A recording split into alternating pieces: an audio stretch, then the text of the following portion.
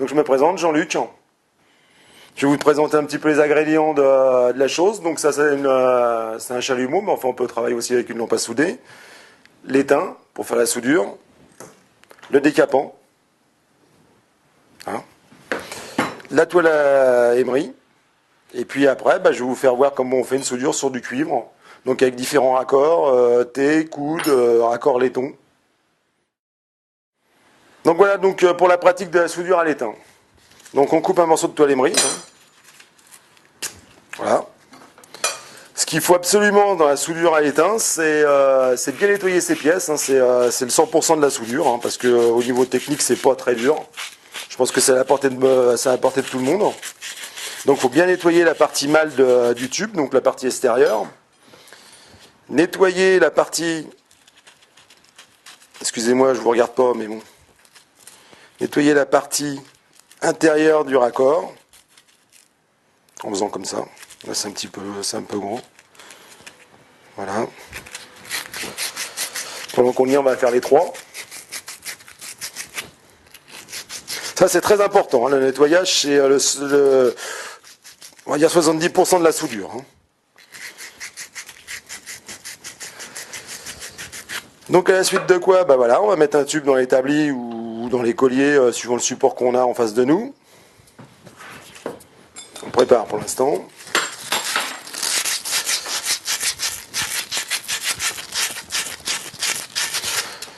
On va couper un bout de tube pour vous faire une soudure trois soudures en une fois. Donc ça, c'est un T, hein, ça c'est des coudes. Et ça, c'est des raccords laiton pour justement pour accorder des robinets, des éviers, enfin des genres de choses comme ça. Qui se soudent exactement pareil, hein, puisqu'on nettoie exactement la même chose. Sauf qu'il faut un petit peu plus chauffer, puisque le laiton est un petit peu plus dense, quoi, au niveau. Hop là. Tac. Hop.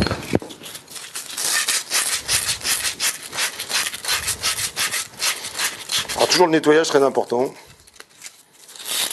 Pas mettre de trait de crayon par exemple comme ça. Voire sinon il faut nettoyer, sinon ça c'est une fuite. Qu'est-ce qu'on peut dire encore? Pratiquement on n'a rien à dire. Voilà. Donc là à partir de là, on met le produit sur le raccord.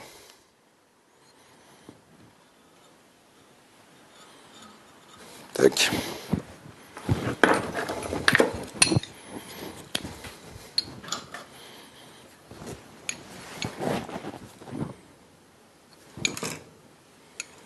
Voilà. Tac. À la suite de quoi on va faire un enchaînement avec un raccord en laiton pour vous faire voir comment pratiquer la soudure sur un raccord en laiton, mais c'est exactement la même chose que sur on nettoie, pareil. Hein.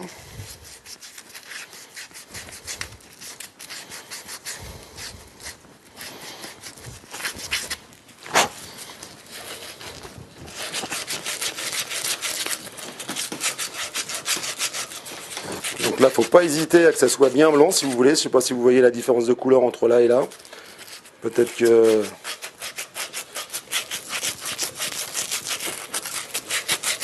Voilà. Là, on va y en mettre un petit peu parce que là, il n'y a pas assez.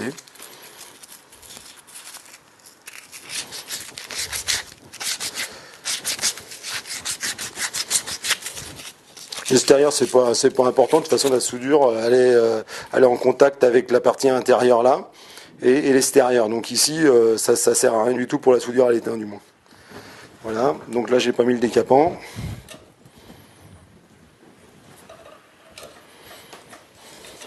Voilà. Et voilà. Donc maintenant, on va passer à la partie soudure. Donc c'est un chalumeau comme celui-là, hein, ça c'est plus professionnel parce qu'on peut aussi faire de la brasure capillaire, c'est-à-dire avec une plus haute température. Là c'est basse température. Donc on va allumer le chalumeau, mais on peut le faire aussi avec une lampe à souder. Hein,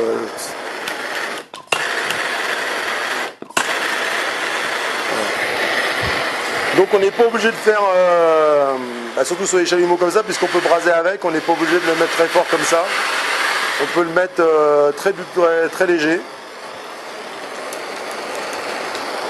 Donc là, on va quand même mettre un petit chiffon par terre, mais qui va nous servir à la fin pour la soudure. Très important le chiffon. Donc, il faut bien se rappeler le chalumeau, l'étain, le décapant et la toile émerie. Très important. Maintenant, on va passer à la soudure. Donc là, c'est pas la peine de chauffer énormément. Hein.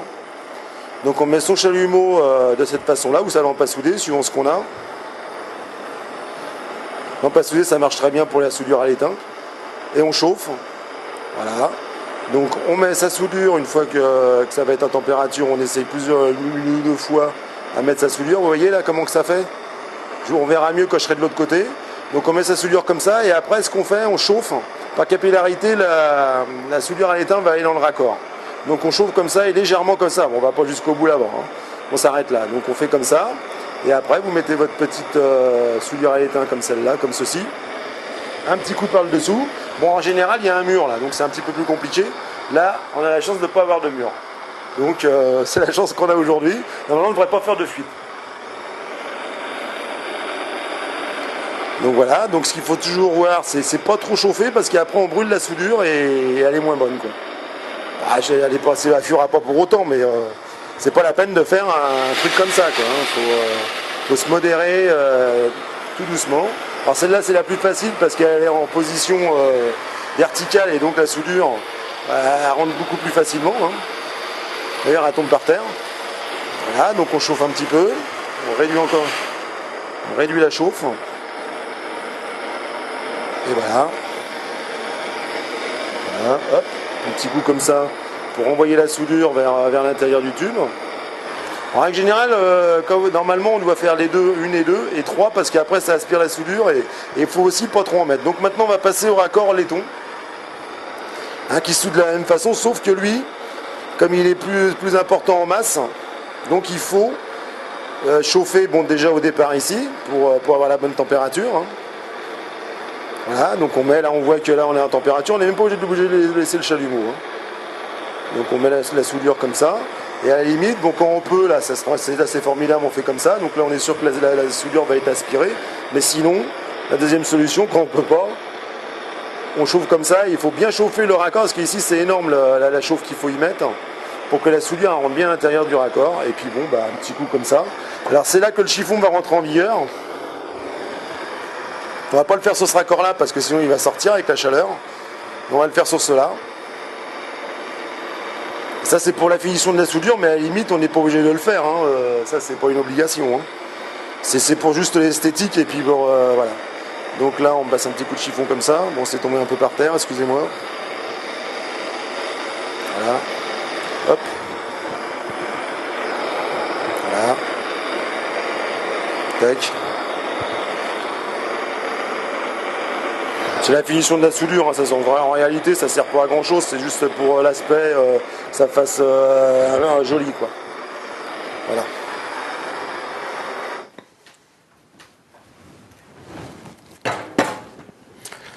Et normalement, bon là on n'a pas la chance de le mettre en eau, mais normalement ça devrait pas fuir. Hein. Mais malgré tout ça, même nous plombiers, on fait des fuites aussi, hein, faut pas s'inquiéter. Si vous ne réussissez pas de la première fois, faut pas hésiter à réinsister pour une deuxième fois et voire une troisième fois. Je vous dis, le 80% c'est le nettoyage. Donc maintenant qu'on a fait la soudure, donc maintenant bah, je vais vous faire voir que pour vérifier, enfin de toute façon pour vous vous n'allez pas vérifier. Mais je veux dire qu'on va faire une vérification si la soudure a été bien faite ou pas bien faite. Donc on va prendre ce tube là. On va réchauffer la soudure que j'ai faite. Donc c'est pareil, hein, pas trop fort. Bon, de toute façon ça vous le ferait pas, mais c'est simplement pour vous faire voir une soudure normalement bien faite, sans fuite.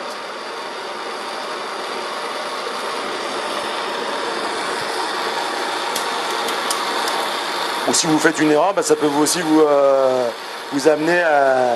Et logiquement, quand la soudure est bien faite, bah, voilà, on peut voir que tout le tour de la soudure, il y a de l'étain. On peut tourner le tube dans tout le tour. Et une soudure mal faite, eh bien, ça voudrait dire que à ce niveau de la soudure, il faut faire attention, c'est très chaud quand même. C'est environ à 300 ou 400 degrés environ. Et normalement, il y aurait une faille, donc il y aurait un moment où le cuivre serait de cette couleur-là. Ça ferait comme un coup de crayon. Alors, comme je vous ai dit tout à l'heure, surtout, ce qu'il faut faire attention, c'est ce crayon.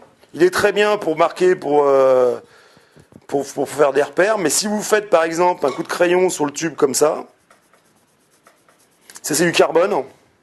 Et le carbone, eh bien, il brûle pas à la chaleur, donc il faut absolument prendre ce produit et vraiment le frotter, que le cuivre il soit bien blanc. Voilà. Et je me répète, donc attention, la soudure à l'étain, c'est le nettoyage. Une fois que le nettoyage est bien fait, c'est comme une femme de ménage. Il ne faut pas hésiter à aller dans les coins. Et une fois que le travail a été bien fait, eh bien, votre soudure est parfaite. Même pour une personne qui n'a jamais soudé, je vous dis, ça devrait fonctionner normalement. Si vous suivez bien mes conseils. Eh bien, à bientôt et à bientôt. Voilà.